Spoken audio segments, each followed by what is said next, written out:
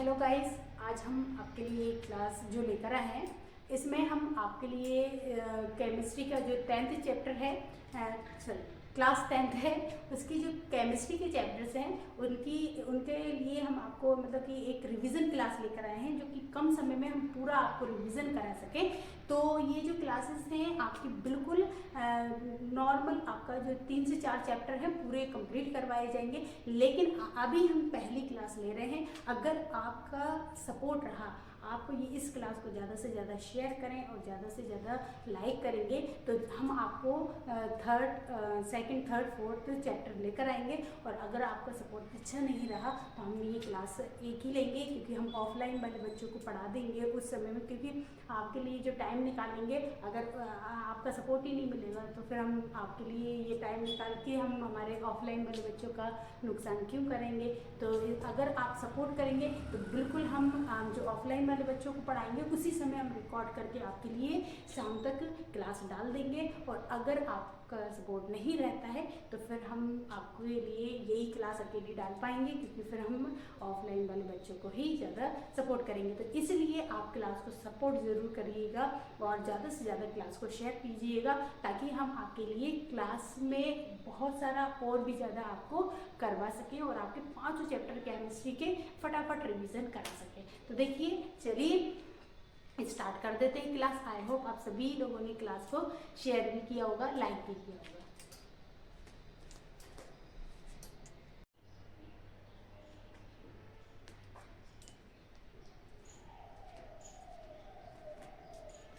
Hello friends, welcome to my YouTube channel Vidyalaya for teaching.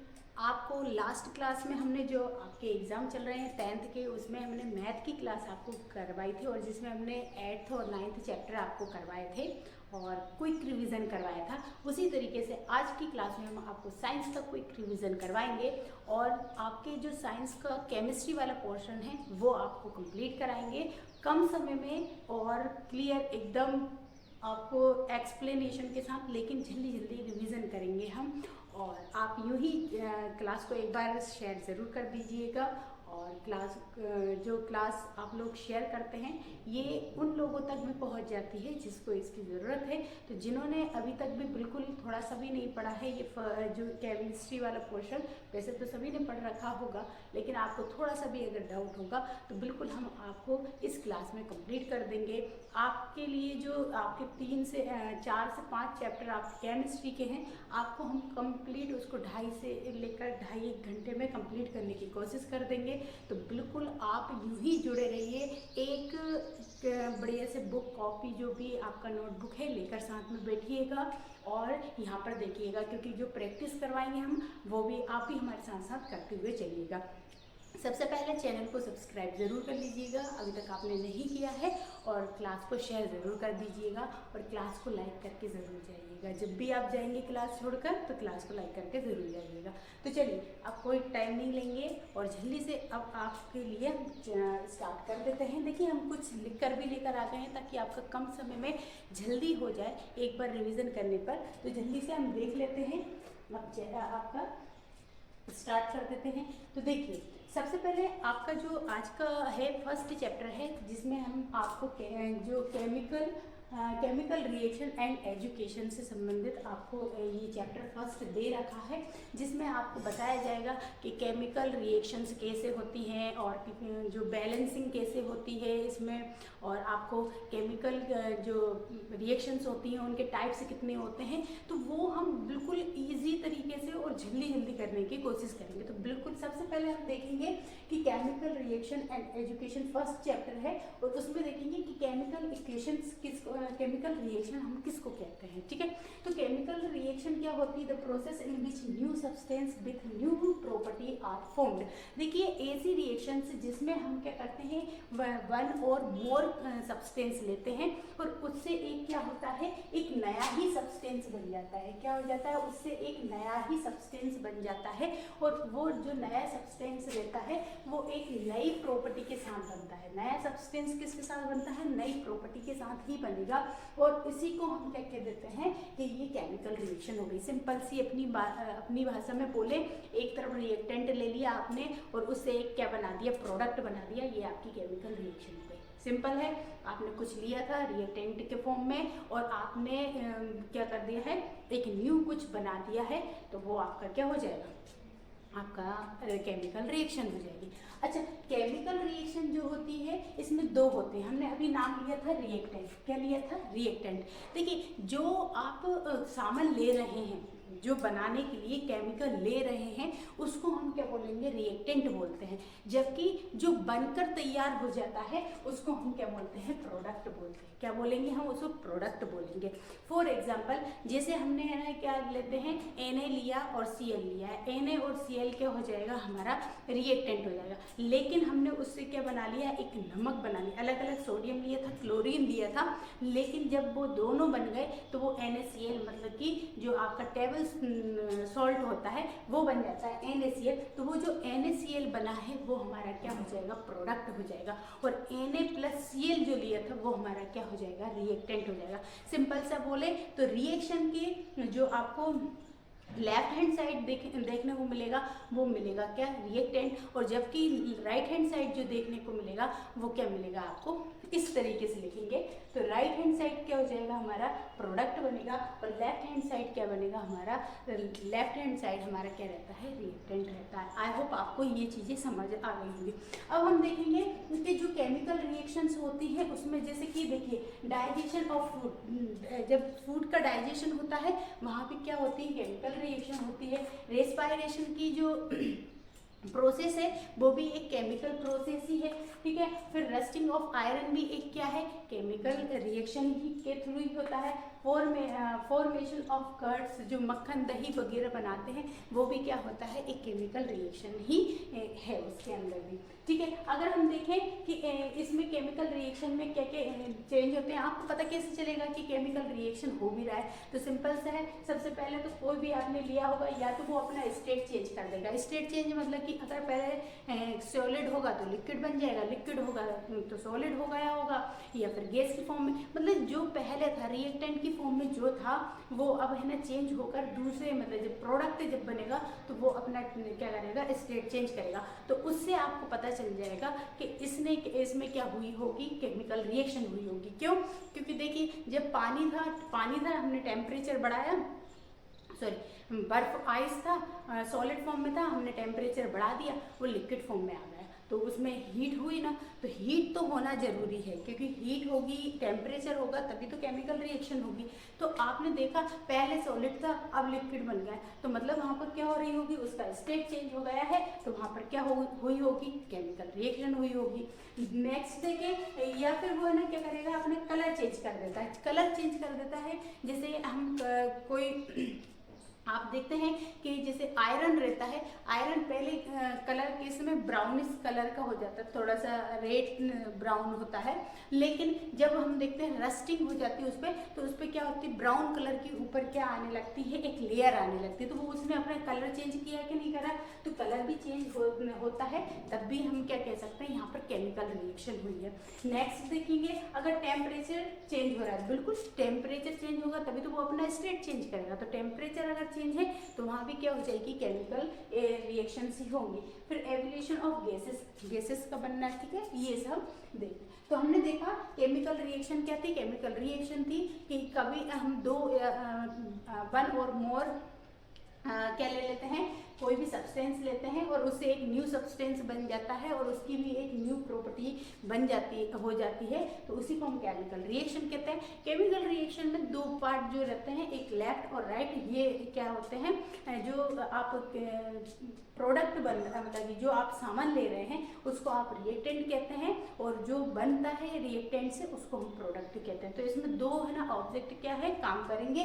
पहला क्या रहेगा, प्रोडक्ट, मतलब कि substance which can that take part, मतलब जो इस रिएक्शन में पार्टिसिपेट कर रहा है वो क्या हो जाएगा, रिएक्टेंट, और ये क्या जो कुछ बना लेगा उसको हम क्या करेंगे, प्रोडक्ट। तो दो चीज काम होते हैं। फिर हम देखेंगे कुछ एग्जाम्पल है, जैसे ये क्वेश्चन आ भी चुका है कि आप एग्जाम्पल दीजिए कि केमिकल रिएक्शन कहाँ देखने को मिलेगी, तो डाइजेशन ऑफ फूड देखने, respiration, rusting iron, formation of curds, और भी बहुत सारी चीजें हैं, ठीक है।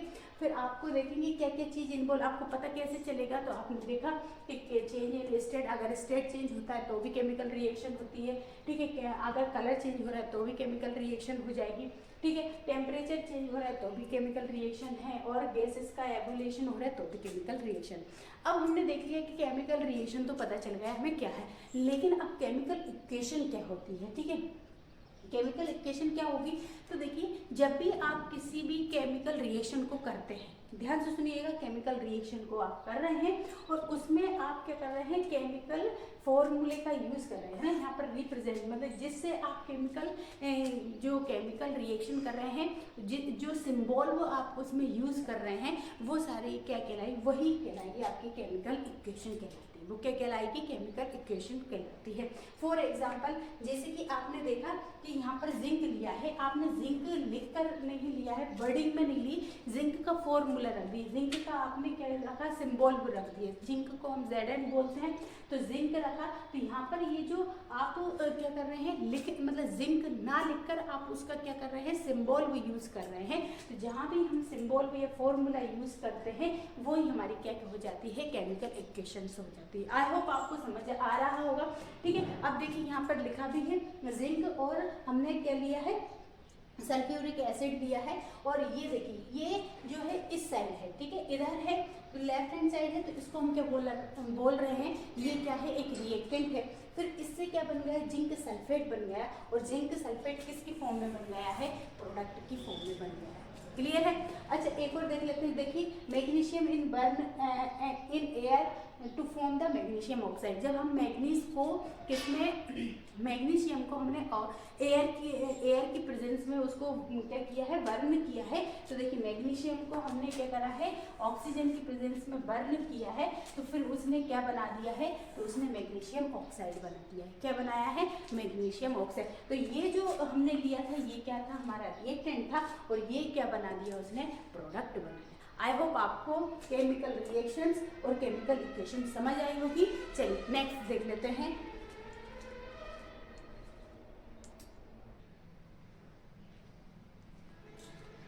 अब देखते हैं हम नेक्स्ट है कि बैलेंसिंग केमिकल इक्वेशंस। अब हमको जो हमने केमिकल इक्वेशंस देखनी कि कैसे केमिकल इक्वेशंस बनती है, ठीक है। अब हम देखेंगे कि जो केमिकल इक्वेशंस होती है उनको बैलेंस कैसे किया जाता है, जो केमिकल इक्वेशंस होती हैं उनको बैलेंस कैसे किया जाता है, ठीक है।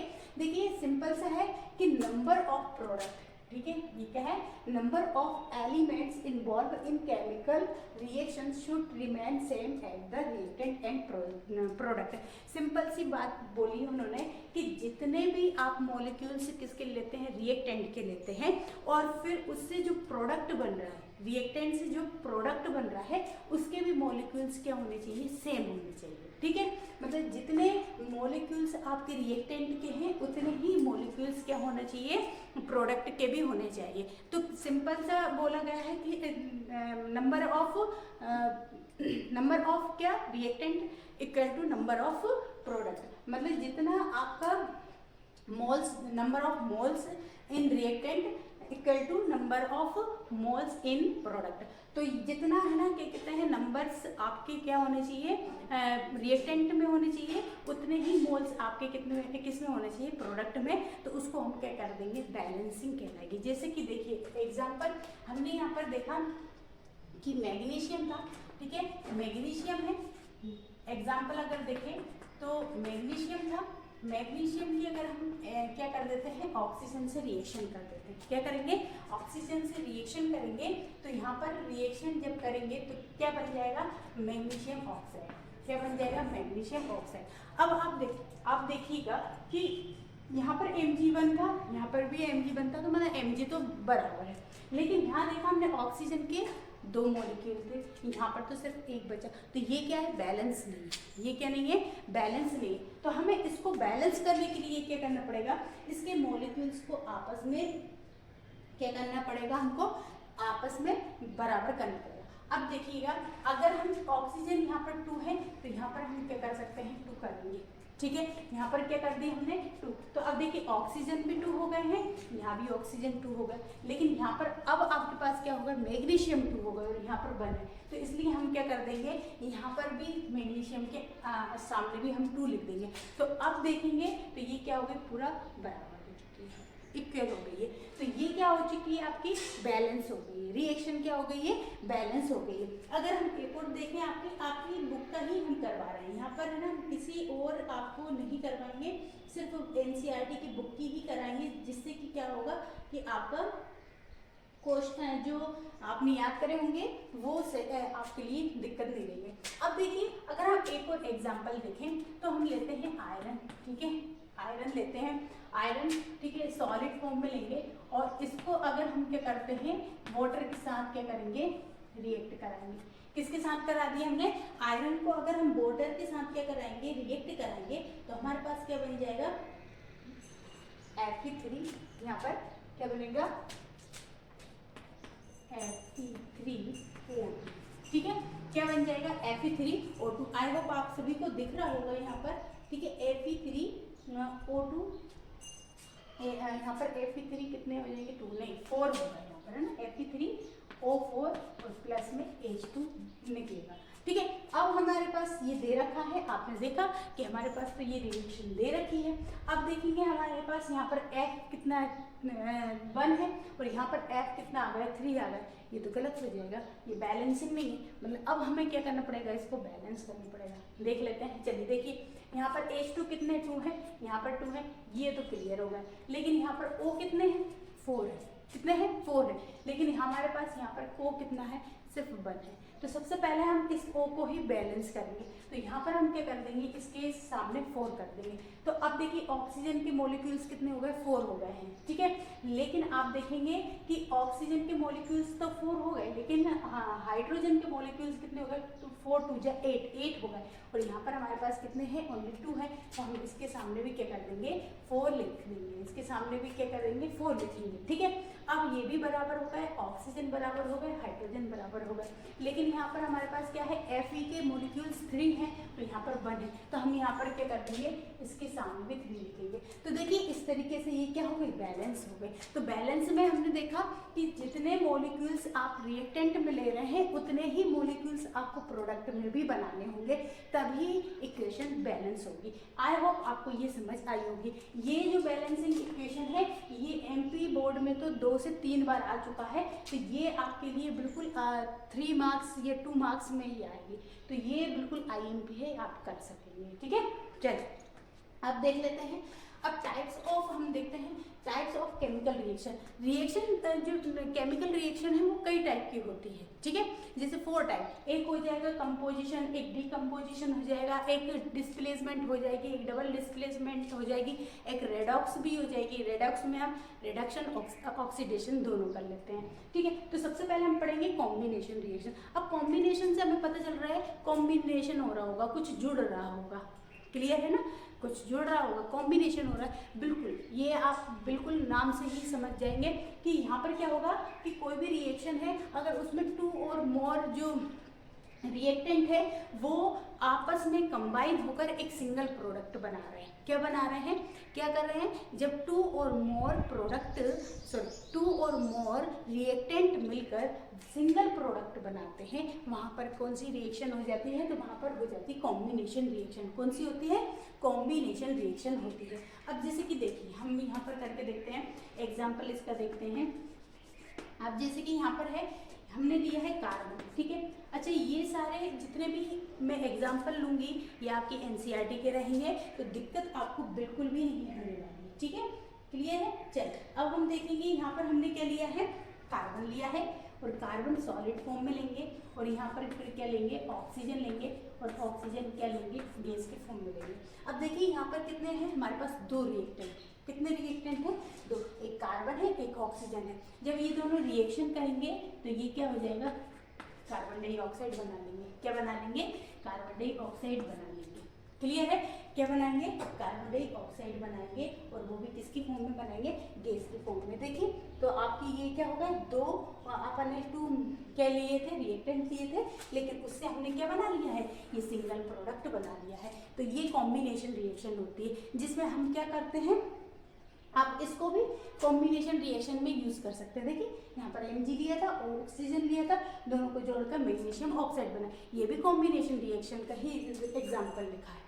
तो आप ये जरूरी नहीं है कि ये लिखा है तभी आप ये लिखेंगे, नहीं, अगर आपको और भी दिख रही है तो बिल्कुल लिख सकते हैं। जैसे NaCl था, हम Na और Cl को जोड़ेंगे तो हाँ क्या बन जाएगा, NaCl बन जाता है। ठीक है, एक और लिख देते हैं, जैसे कि आपकी NCERT का ही हाइड्रोजन, ये भी गैस की फॉर्म में है। ठीक है, और हमने अगर ऑक्सीजन लिया, ये भी गैस की फॉर्म में लिया है। अब हाइड्रोजन और ऑक्सीजन को अगर हम जब ऐड करेंगे तो यहाँ पर क्या बन जाएगा, वाटर बन जाएगा। क्या बन जाएगा, वाटर, और वो किस फॉर्म में आ जाएगा, एक गैस फॉर्म में आएगा। क्लियर है? अब बैलेंसिंग कर लेते हैं, यहाँ पर 2 है, ये भी 2 है, ये लेकिन ऑक्सीजन यहाँ 2 है, यहाँ 1 है, यहाँ पर 2 कर देंगे। अब ये क्या होगा, 2 2 जब 4, तो यहाँ पर भी 2 कर देंगे। तो बैलेंस भी करना रहेगा, ये नहीं है आपने बस सिंगल प्रोडक्ट बना दिया और बैलेंस भी कर दीजिएगा। ठीक है, और आप जरूर लिखिएगा कि किस रिएक्टेंट को किस फॉर्म में ले रहे हैं आप, सॉलिड फॉर्म में ले रहे हैं, गैस फॉर्म में ले रहे हैं, गैस फॉर्म में, जो भी है। ठीक है, तो देखिएगा यहाँ पर हमने क्या करा, ऑक्सीजन लिया था, ठीक है, और ऑक्सीजन लिया था, इसको गैस की फॉर्म में लिया था, इसको भी लिया था, इक्वेस लिख सकते हैं, लिक्विड लिख सकते हैं, जो आपको लिखना है। ठीक है, क्लियर है? आई होप आपको समझ आया होगा। फिर अब देखेंगे सेकंड, फर्स्ट तो समझ आ गया, कॉम्बिनेशन था, मतलब 2 और मोर रिएक्टेंट लो और 1 सिंगल प्रोडक्ट बना लो, वो हमारा क्या हो जाएगा, कॉम्बिनेशन रिएक्शन हो जाएगी। ठीक है, हम अब आती है डिकम्पोजिशन रिएक्शन। अब सिंपल इसका ही जस्ट अपोजिट कर दो, क्या करेंगे, जस्ट अपोजिट कर देंगे। अब हम सिंगल रिएक्टेंट लेंगे, क्या लेंगे, सिंगल रिएक्टेंट लेंगे, लेकिन उसको हम क्या कर देंगे, स्प्लिट कर देंगे 2 और मोर प्रोडक्ट में। किस में करेंगे, 2 और 2 से ज़्यादा प्रोडक्ट बना डालेंगे, और फिर क्या हो जाएगा हमारे पास, वो क्या हो जाएगी, डिकम्पोजिशन। डिकम्पोज मतलब तोड़ देना, डिकम्पोज मतलब क्या होगा, तोड़ देना। तो यहाँ पर क्या होगा, हमने तोड़ा है, यहाँ पे क्या करेंगे, डिकम्पोजिशन रिएक्शन में सिंगल रिएक्टेंट लेंगे, क्या लेंगे, सिंगल रिएक्टेंट लेंगे, लेकिन वो 2 और मोर किस में चेंज हो जाएगा, प्रोडक्ट में चेंज हो जाएगा। आई होप आपको आ रहा होगा। देखिए हम एग्जाम्पल भी लिख देते हैं, एक बार देख लूँ मैं, आपको दिख रहा है कि नहीं दिख रहा है इतना नीचे, ठीक है, चलिए दिख तो रहा है, थोड़ा सा दिख रहा है इधर में। ठीक है, हाँ देखिए एग्जाम्पल, अब डिकम्पोज, यही आप उठा के डिकम्पोज में कर सकते हैं, कर देंगे। देखिए आपने सिंगल रिएक्टेंट लिया, कार्बन डाइऑक्साइड लिया, ठीक है, क्या लिया था, कार्बन डाइऑक्साइड, और इसको आपने किस में तोड़ दिया, कार्बन जो सॉलिड फॉर्म में था, ठीक है, और किस में तोड़ा, ऑक्सीजन गैसीय फॉर्म में थी। अब देखिए मतलब आपने कॉम्बिनेशन को ही यहाँ पर लिख दिया, इसको आप यहाँ लिख सकते हैं, ये वाला हिस्सा जो है वो यहाँ आ जाएगा, ये वाला हिस्सा क्या बन जाएगा, प्रोडक्ट बन जाएगा। देखिए एक याद किया, उससे दोनों याद हो गए, ये दोनों। क्लियर है? अब हम देख लेते हैं next type of chemical reaction.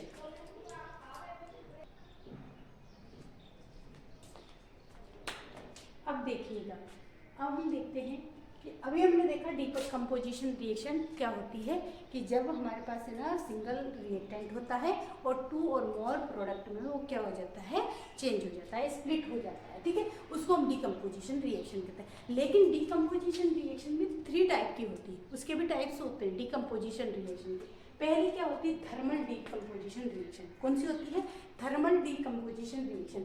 अच्छा, ऐसी रिएक्शन जिसमें है ना डिकम्पोजिशन किसके द्वारा हो रहा हो, हीट के द्वारा। हीट के द्वारा जो डिकम्पोज हो रहा होगा, वो जो रिएक्टेंट हीट के द्वारा डिकम्पोज हो रहा होगा, वो वाली कौन सी वाली डिकम्पोजिशन रिएक्शन कहलाएगी, तो वो थर्मल डिकम्पोजिशन रिएक्शन कहलाएगी। कौन सी कहलाएगी, थर्मल डिकम्पोजिशन रिएक्शन कहलाएगी।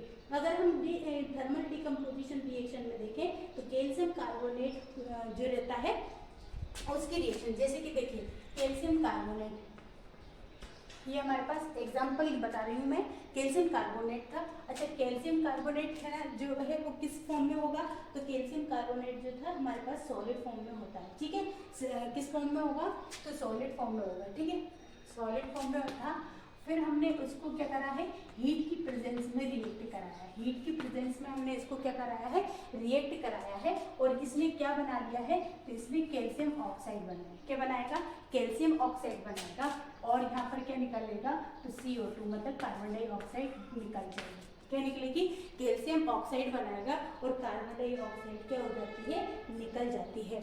ठीक है, कैल्शियम ऑक्साइड बनेगा और कार्बन डाइऑक्साइड भी बन जाएगी, दो प्रोडक्ट बन गए, है ना। तो डिकम्पोजिशन भी होगा। अच्छा, ये कोई क्लाइंट का फॉर्मूला होगा, ये क्या होगा, कोई क्लाइंट का। तो हमने थर्मल देखा कि ऐसा डिकम्पोजिशन जो हीट के द्वारा हो रहा हो, जिस रिएक्टेंट का डिकम्पोजिशन हीट के द्वारा हो रहा है, वो थर्मल डिकम्पोजिशन रिएक्शन कहलाएगी। और इसमें क्या हमने एक एग्जाम्पल लिख दिया कि कैल्शियम कार्बोनेट था, वो क्या होता है, क्विकलाइन और कार्बन डाइऑक्साइड में चेंज होता है। क्लियर है।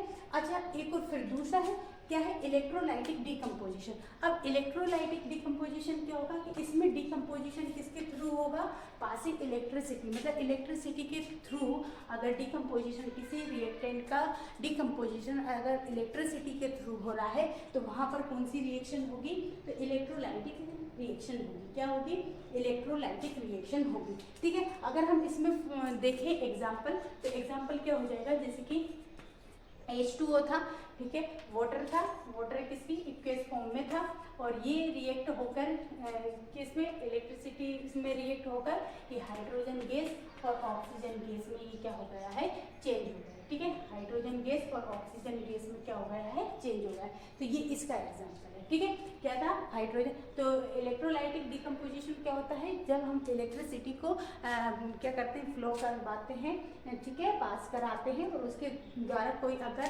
रिएक्टेंट है उसका डिकम्पोजिशन हो रहा है, तो इलेक्ट्रोलाइटिक डिकम्पोजिशन कहलाएगा। ठीक है, और ये इसका एग्जाम्पल है। आप और भी जो भी अगर आपको आते हैं वो भी आप लिख सकते हैं, है ना।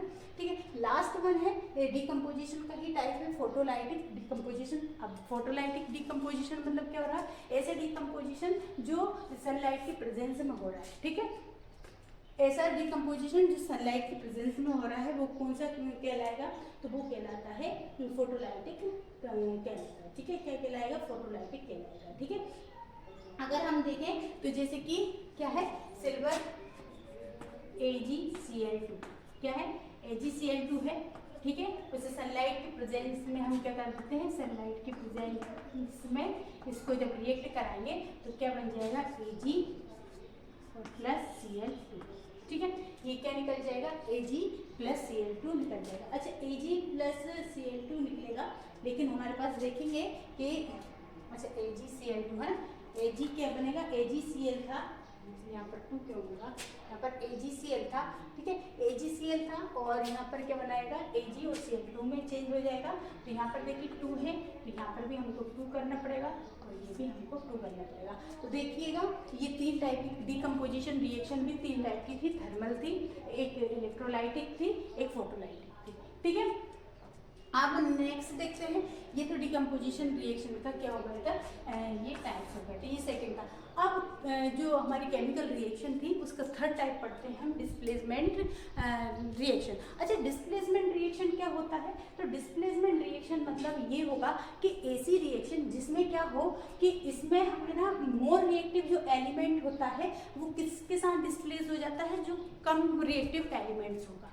क्लियर है, क्या बोला जा रहा है, डिस्प्लेस जो रिएक्शन होती है उसमें क्या होगा, डिस्प्लेसमेंट रिएक्शन में कि इस रिएक्शन में क्या होता है, जो मोर रिएक्टिव एलिमेंट्स होते हैं वो क्या होता है, लेस रिएक्टिव एलिमेंट्स के साथ क्या हो जाते हैं, वो उसके साथ क्या हो जाएंगे, डिस्प्लेस हो जाते हैं। क्या हो जाते हैं, डिस्प्लेस हो जाते हैं। जैसे कि अगर हम एग्जाम्पल लिखकर बताऊँ आपको, तो एग्जाम्पल है, हमको बहुत सारे एग्जाम्पल हैं, आप कोई सा भी ले सकते हैं।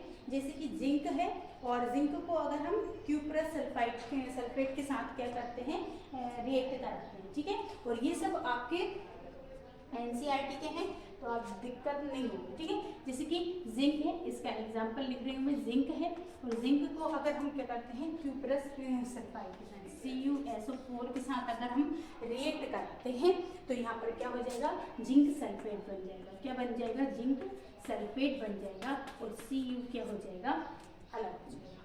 क्लियर है, तो देखिएगा, हमने यहाँ पर देखा है कि जो जिंक था जिंक था वो क्या हो रहा था, यहाँ पर जिंक मोर रिएक्टिव था तो वो और ये लेस रिएक्टिव था, तो जिंक इसके प्लेस पे क्या हो गया, डिस्प्लेस हो गया और उसने क्या बना लिया, जिंक सल्फेट बना लिया और ये यहाँ से है ना क्यूप्रस जो था क्या हो गया, निकल गया। क्लियर है? आई होप आपको समझ आ रहे होंगे और बिल्कुल अगर आ रहे हैं तो क्लास को लाइक ज़रूर कीजिएगा, क्लास को शेयर कीजिएगा और चैनल को सब्सक्राइब ज़रूर कर लीजिएगा। ठीक है, चलिए अब देख लेते हैं नेक्स्ट। अब आता है डबल डिस्प्लेसमेंट। डबल डिस्प्लेसमेंट में क्या है, सिंपल सा है, डबल डिस्प्लेसमेंट में हमेशा न्यू प्रोडक्ट कंपाउंड ही बनेगा। क्या बनेगा, न्यू कंपाउंड बनेगा। क्यों बनेगा, जब आपके पास अगर है ना यहाँ पर रिएक्टेंट अगर 2 है और उनके आयंस क्या हो जाते हैं, आपस में एक्सचेंज हो जाते हैं, उनके आयंस क्या हो जाएंगे, आपस में एक्सचेंज हो जाते हैं और उनसे क्या हो जाएगा, न्यू कंपाउंड बन जाएगा। उसी को हम क्या कह देते हैं, डबल डिस्प्लेसमेंट कहते हैं। उसको ही, उस रिएक्शन को हम क्या कह देते हैं, डबल डिस्प्लेसमेंट रिएक्शन बोलेंगे। जैसे कि हम लिखते हैं यहाँ पर, तो थोड़ा सा देखती हूँ नीचे जगह है, चली है इतनी है कि आपका हो जाएगा। देखिए यहाँ पर क्या है, आपके पास एग्जांपल लिख रहे हैं Na2, ठीक है, यहाँ पर क्या है Na2 है और SO4। आप देखिए Na2 SO4 जो रिएक्शन है, अब इसके साथ हम किसके साथ करेंगे, Na2 SO4, ठीक है। देखिए अब आप देखिए Na2 SO4 जो है हमने उसके साथ किसके साथ ले लिया है, आप लोग भी मेरे साथ साथ करते हुए जरूर चलिएगा, ठीक है, आप लोग भी करते हुए चलिएगा। अब हम लेते हैं इसको क्या, इक्वेस फॉर्म में, क्या लेंगे, इक्वेस फॉर्म में लेंगे और हम किसके साथ ले लें, इसको बेरियम क्लोराइड के साथ ले लेते हैं, ठीक है, बेरियम क्लोराइड के साथ लेंगे और रिएक्ट करेंगे। अब देखिए जब रिएक्ट करेंगे तो क्या हो जाएगा, बेरियम सल्फेट बन जाएगा, ठीक है। यहाँ पर क्या बनेगा, बेरियम सल्फेट बन जाएगा और यहाँ पर क्या बन जाएगा, बचा हुआ जो NaCl है ये बन जाएगा, ठीक है, NaCl है ये बन जाएगा। अब देखिए यहाँ पर Cl कितने हैं, 2 है और Na में कितने हैं, 2 है, तो देखिए यहाँ पर आगे 2 लग जाएगा। बेरियम 1 है, यहाँ भी 1 है, ठीक है, सल्फेट SO4 है, यहाँ पे भी एस है। तो देखिए इस तरीके से हमने देखा कि ये डबल डिस्प्लेसमेंट रिएक्शन हो जाएगी, है ना, दिख रहा होगा शायद आपको, चलिए दिख रहा है, ठीक है, क्लियर है। तो ये डबल डिस्प्लेसमेंट की हो गया। अब हम देख लेते हैं आगे, थोड़े से और टॉपिक्स बचे हैं, 10-15 मिनट में खत्म हो जाएगा आपका ये चैप्टर, ठीक है।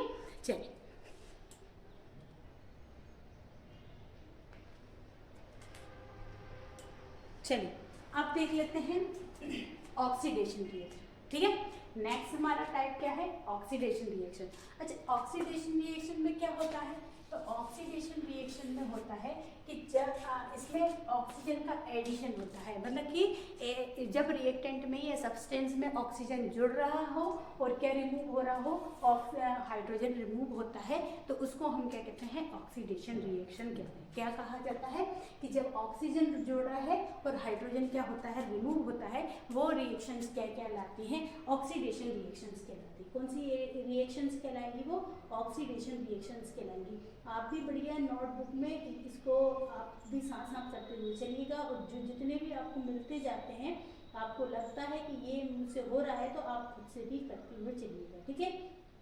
तो ऑक्सीडेशन रिएक्शन में क्या होगा कि ऑक्सीजन का एडिशन होगा और H का क्या होगा, रिमूव होगा, ठीक है। अब देखिए अगर इसमें हम देखें तो 1-2 देख लेते हैं क्या हो जाएगा।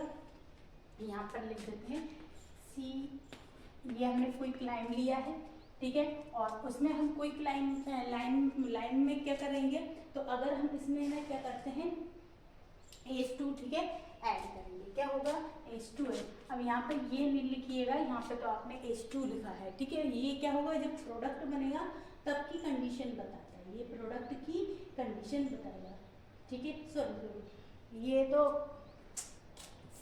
ये, अच्छा ठीक है, हाँ देखिए यहाँ पर क्या है, कार्बन है, कार्बन में हम क्या करते हैं, ऑक्सीजन करेंगे तो कार्बन डाइऑक्साइड, ये क्या हो जाएगी हमारी, ऑक्सीजन का एडिशन हुआ कि नहीं हुआ, ठीक है, तो ये ऑक्सीजन हो जाएगी। फिर वहीं पर अगर हम लेंगे तो Cu ले लेते हैं, ठीक है, और इसमें हमने O2 को ऐड कर दिया, तो यहाँ पर क्विक लाइन बनेगा, ठीक है, लाइन बनेगा, ठीक है। यहाँ पर क्या होगा, तो Cu और यहाँ पर क्या होगा, ये कितना है O2, तो यहाँ पर 2 लिखेंगे और यहाँ पर 2, तो ये क्या हो गई हमारी ऑक्सीडेशन रिएक्शन की एग्जाम्पल हो गया। वहीं पर अगर हम देखें, अब देखते हैं रिडक्शन। रिडक्शन क्या होगा, बिल्कुल ऑक्सीडेशन का अपोजिट हो जाएगा। यहाँ पर H2 का एडिशन होगा और ऑक्सीजन का क्या होगा, रिमूवल होगा। ऑक्सीजन का क्या हो जाएगा, रिमूवल हो जाएगा। देखिएगा सिंपल सा है। तो यहाँ पर हमने जो ले रहे थे वो यहाँ पर लेंगे, क्या होगा कि CuO प्लस H2 लेंगे। अब देखिएगा यहाँ से क्या होगा, क्या बोला है इसने कि H2 का क्या होगा, एडिशन होगा और यहाँ पर क्या होगा, ऑक्सीजन का क्या हो जाएगा, रिमूवल हो जाएगा। अब ऑक्सीजन को हम रिमूव कर देते हैं, ठीक है। तो यहाँ पर क्या होगा, Cu, यहाँ पर Cu बचेगा और O कहाँ चला जाएगा, H2O के पास। तो देखिए ये क्या हो गई हमारी, ये हमारी हो गई है रिडक्शन रिएक्शन। तो आई होप आपको आया होगा। ऑक्सीडेंट देखिए हमने कितना, आप भी बिल्कुल सेम ऐसे ही आप वहाँ पर भी लिख सकते हैं, इतना ही शॉर्ट करके लिख सकते हैं कि यहाँ पर addition of oxygen, removal of hydrogen, यहाँ पर लिखोगे एडिशन ऑफ हाइड्रोजन और रिमूवल ऑफ ऑक्सीजन। यहाँ पर आप ये करके बता देंगे तो आपको बिल्कुल। अगर लेकिन एक नई है कि रेडॉक्स रिएक्शन क्या है, तो सिंपल से जिसमें ऑक्सीडेशन और रिडक्शन क्या होता है, ऐसी रिएक्शन जिसमें ऑक्सीडेशन और रिडक्शन दोनों ही रिएक्शन एक साथ हो जाती हैं, वो कौन सी रिएक्शंस कहलाती हैं, तो बिल्कुल वो रिएक्शन कहलाती है आपकी कौन सी, रेडॉक्स रिएक्शन कहलाती है। कौन सी कहलाती है, रेडॉक्स रिएक्शन कहलाती है। और आपका यहाँ पर हम देखें तो ये रेडॉक्स रिएक्शन का भी एग्जाम्पल हो सकता है। कैसे होगा देखिएगा, मैं बता देती हूँ। CuO यहाँ पर, ठीक है, थोड़ा सा इधर लिख लेते हैं। देखिए CuO प्लस H2, तो यहाँ पर क्या हो जाएगा, Cu और यहाँ पर H2O, ठीक है। अब देखिएगा ये कैसे आपका बन जाता है, आप देखें ऑक्सीडेशन रिडक्शन ये दोनों के लिए ही काम करेगा। अब ये और मैं बता दूँ आपको कि ये जो मैंने बताया है आपको, ये आपका इसमें भी काम करेगा, रिडक्शन में भी, और ऑक्सीडेशन रिडक्शन मतलब रेडॉक्स में भी काम करेगा। कैसे करेगा, ये मैं NCERT का ही बता रही हूँ। देखिए यहाँ पर क्या था, ऑक्सीजन था और यहाँ से ऑक्सीजन क्या हो गया, रिमूव हो गया। ये क्या हो गया, रिमूव हो गया। तो ये जो रिएक्शन, इतनी जो रिएक्शन है ये कौन सी है, रिडक्शन है। कौन सी है, रिडक्शन रिएक्शन है ये। क्लियर है।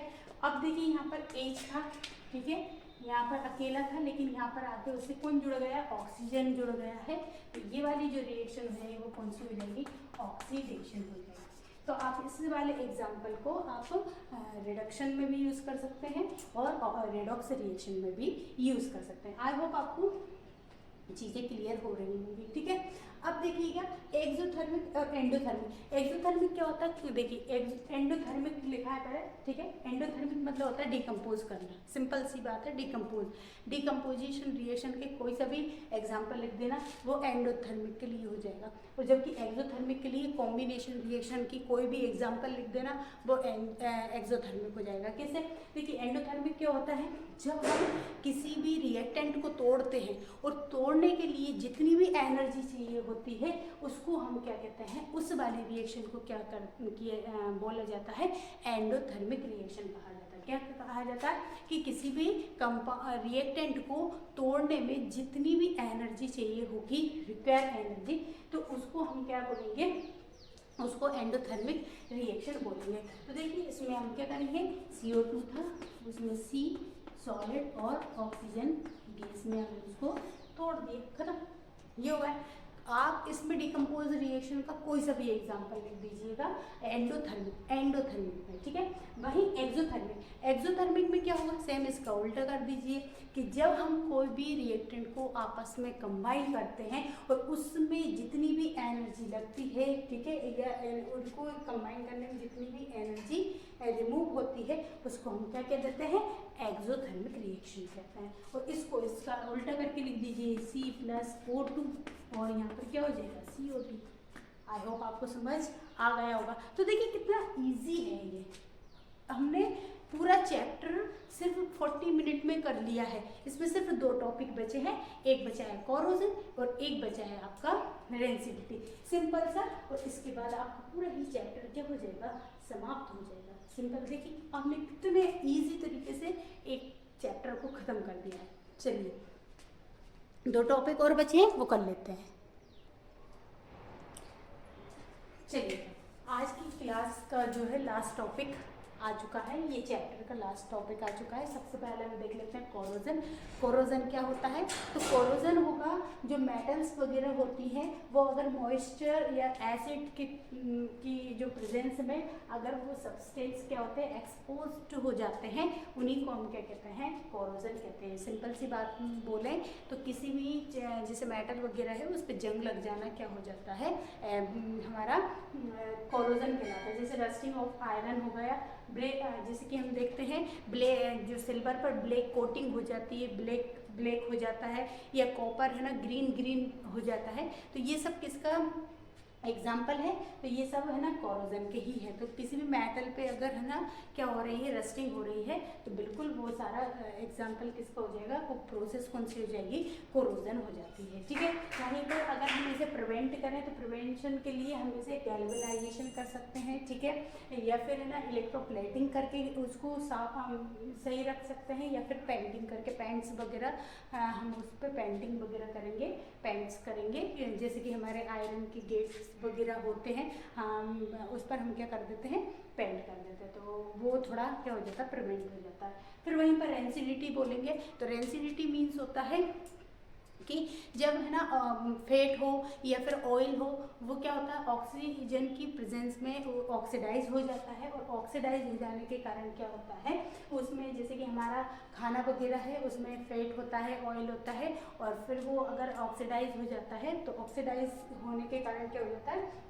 उसका टेस्ट वगैरह जो है स्मेल, उसमें गंदी स्मेल आने लगती है, टेस्ट भी उसका अच्छा नहीं रहता है, अच्छा नहीं लगता है। तो वो सब क्या कहलाता है? रेंसिडिटी के अंदर आ जाता है। ठीक है, रेंसिडिटी को अगर हमें प्रिवेंट करना है, बचाना है, तो कैसे करेंगे कि हम अगर हमारे जैसे कि कोई भी एंटी ऑक्सीडाइजिंग एजेंट डालेंगे तो प्रिवेंट हो जाएगा। दूसरा है कि अगर हम है ना एयर टाइट करके कोई भी कंटेनर में सामान रखेंगे तो फिर हमारा सामान जो है बच जाएगा। ठीक है, तो देखिएगा इस तरीके से आपका पूरा चैप्टर कंप्लीट हो गया। फर्स्ट चैप्टर देखिए, हमने फर्स्ट चैप्टर ओनली 40 या 45 मिनट में आपको कंप्लीट कर दिया है। तो ज़रूर आप, क्योंकि मेहनत इतनी की है हमने, तो आपका भी बनता है कि आप क्लास को ज़्यादा से ज़्यादा शेयर करेंगे और क्लास को लाइक भी करेंगे और चैनल को सब्सक्राइब करेंगे। अगर आपका रिस्पांस अच्छा रहा तो हम शाम तक आपके लिए इसका सेकंड चैप्टर, थर्ड चैप्टर, पूरी केमिस्ट्री वाला पोर्शन पूरा कंप्लीट कर देंगे।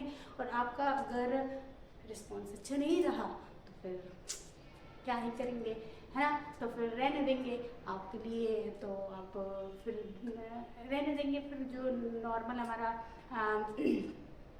ऑफलाइन क्लास चलती है, तो ये जो टाइम आपको दे रहे हैं हम वो ऑफलाइन वाले बच्चों को देंगे, तो वो ज़्यादा अच्छा कर जाएंगे। और अगर आपका सपोर्ट रहा तो बिल्कुल आपके लिए आज शाम को ही आप देख लेंगे कि आपका सेकंड और थर्ड चैप्टर आपको बिल्कुल ऐसे ही कंप्लीट करा देंगे। तो ये आपके उस पर रहेगा कि आप हमें ये सपोर्ट करेंगे या नहीं। ठीक है, तो चलिए आज के लिए इतने ही रखेंगे। आई होप आप सभी को बहुत अच्छी लगी हो क्लास और आपका लिए हेल्पफुल रही हो class. Thank you so much.